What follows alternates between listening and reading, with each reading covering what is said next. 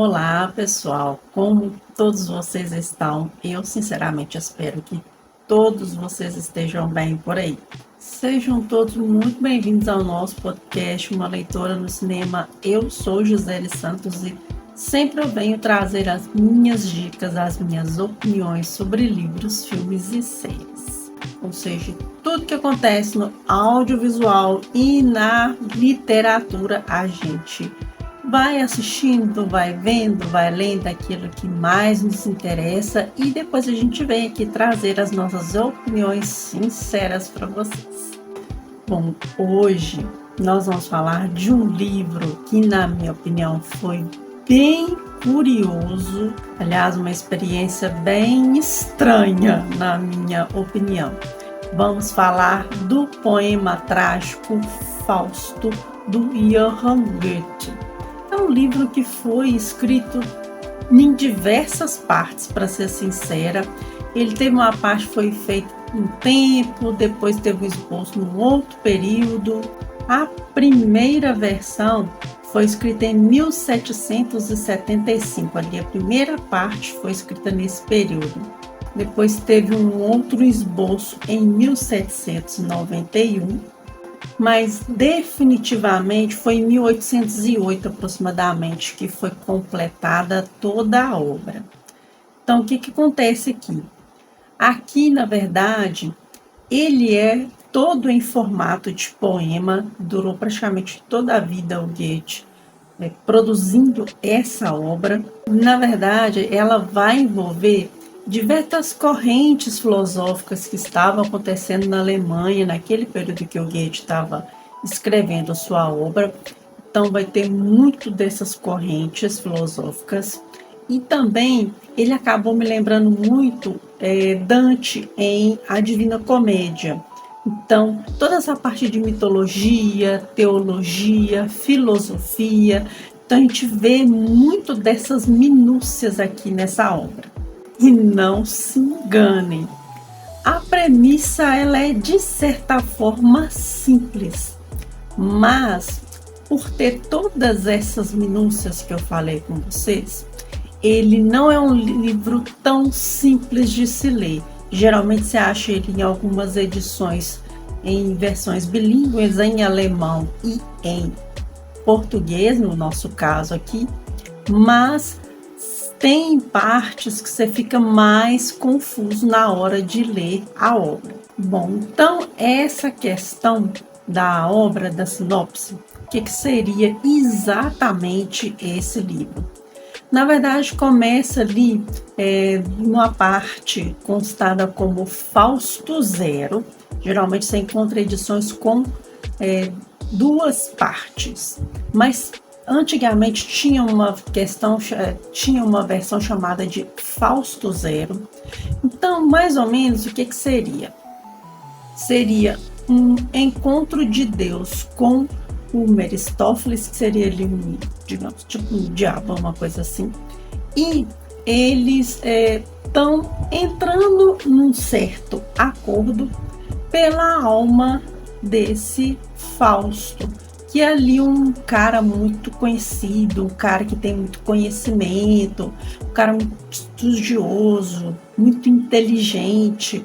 Então eles vão fazer ali, digamos, um acordo para ver se ele vai conseguir, no caso em que Deus acredita que ele pode ter esse conhecimento, ele pode viver sobre a terra e ter todas as suas experiências, se arrepender de escolhas erradas e depois poder ir para o paraíso, ou se caso ele vai fazer uma opção em que ele vai aproveitar tudo aquilo que no mundo tem de experiências de todas as formas e vai acabar indo servir o Meristófeles lá no inferno, digamos assim. Então, na primeira parte mesmo, que é considerada a parte mais fluida da história, a gente vê o Fausto, que digamos, ele é tipo um cientista. Ele, na verdade, é tipo um sábio, um erudita, sabe? Que tem muito conhecimento. Então, o que acontece? ele encontra com o Fausto. Ele tá ali na forma tipo de um cachorro que tá seguindo ele ali. E ele já é um cara assim muito inteligente, um cara muito curioso com as coisas que existem no mundo. E ele acredita que ele, na sua vivência, ele pode adquirir ainda mais conhecimento. Então, acaba que ele tem esse encontro ali com o Meristófeles e o que acontece? Ele, né, de cachorro acaba se transformando numa alma, tipo uma pessoa. E aí o que acontece? Ele pega e faz a proposta para o Fausto de que ele vai levá-lo ali pelo grande mundo, digamos assim, e o pequeno mundo, e ele vai conseguir ali viver todos os tipos de experiência que existe. E num período de 24 anos, o que vai acontecer? Ele, se caso ele conseguir ficar completamente satisfeito dessas experiências que ele tem, ele vai ser obrigado a servi-lo lá no local onde ele mora, digamos assim. O Fausto aceita e eles então vão fazendo essa experiência ali na Terra. Primeiro eles vão ali tipo numa taverna, o Fausto não agrada muito daquilo. Depois ele tem uma experiência ali com uma bruxa, e aí depois tem uma outra moça lá, que a Margarida, tadinha, que só se ferra nesse aqui. Então, ele vai tendo essas experiências ali com o Meristófeles, tem negócio de porção, enfim, você vai ver diversos tipos de experiências que o Fausto vai fazendo. Então, essa parte da leitura, eu concordo, que é a parte mais tranquila de se ler. Você consegue ler ela até mais rápido. Já na segunda parte, que é Fausto 2, ela já envolve mais essa parte das mitologias. Então, vocês veem personagens de diversas mitologias que são tidas pela ciência, pela mitologia mundial. Então você vê Hera, você vê uns outros personagens ali também das mitologias. Então essa parte eu acho ela mais truncada, a leitura dela. Eu confesso com todas as resenhas que eu vi que essa é a parte mais truncada do texto. Mas é um texto até de certa forma muito interessante, porque a gente vai vendo essa questão de o que precisa para que a gente seja satisfeito de alguma forma. Será mesmo que tem necessidade da gente conhecer todos os tipos de ciência, que a gente conheça de todas as coisas, que a gente possa... será que existe uma forma da gente sermos completamente satisfeitos na questão de conhecimento como seres humanos? E a nossa jornada aqui, ela é só isso? Não tem outras coisas, não tem outras formas da gente estar aqui, da gente aproveitar essa nossa passagem? Então fica essa questão da gente pensar. Eu lembrei muito de Dante porque as correntes filosóficas que estavam na Itália, principalmente a partir de Renascimento, a Alemanha acaba pegando bastante também dessa parte. E assim, para mim as obras elas dão essa nivelada nesse sentido. Eu vi muito de A Divina Comédia aqui. Até dizem que Paraíso Perdido tem um pouco disso. E em breve eu pretendo ler e trazer essa experiência para vocês. Mas para mim foi bem curioso, porque tem essa questão desse questionamento. Será mesmo que a gente precisa conhecer isso? E outra coisa, a que preço a gente deve se subverter a tudo isso? Será mesmo que vale tudo para que você adquira a maior quantidade de conhecimento possível? E será que a gente consegue absorver todo o conhecimento que existe no mundo?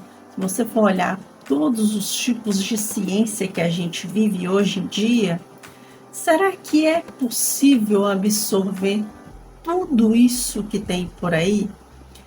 E tem também muito essa questão de o que fazer com todo esse conhecimento. É uma obra que te leva a pensar, pelo menos essa é a minha experiência. Você pode ter diversos tipos de interpretação aqui, mas essa existência do que a gente está fazendo aqui, de que forma que a gente muda o mundo, a questão até do mesmo do nosso próprio egoísmo aqui na Terra, tem aquela muita questão do eu quero ter isso, eu quero ter aquilo, eu quero ter isso aqui também, mas e o ser? Será que o ter conhecimento, ter dinheiro, ter essas coisas determinam quem você é? Eu fiquei pensando muito isso durante a leitura, mas é um livro a se pensar e a se questionar com relação à nossa experiência de vida, o que a gente espera dessa nossa jornada aqui na Terra. E uma coisa que eu quero falar sobre as edições, eu vou deixar durante o vídeo as capinhas das edições que a gente tem aqui no país, e eu vou me basear sempre nas capinhas da edição da editora 34. Esse ponto eu quero deixar para vocês com relação a essa edição, principalmente que é a que a gente tem com um melhor enriquecimento como um todo. Você vê a edição de bolso, você vê a edição maior com os dois volumes.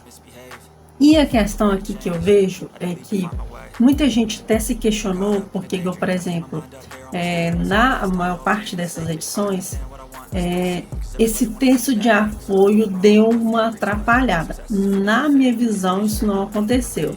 Na minha visão, você não ter o texto de apoio ia te atrapalhar mais, principalmente na segunda parte, que a gente vê muita questão das mitologias.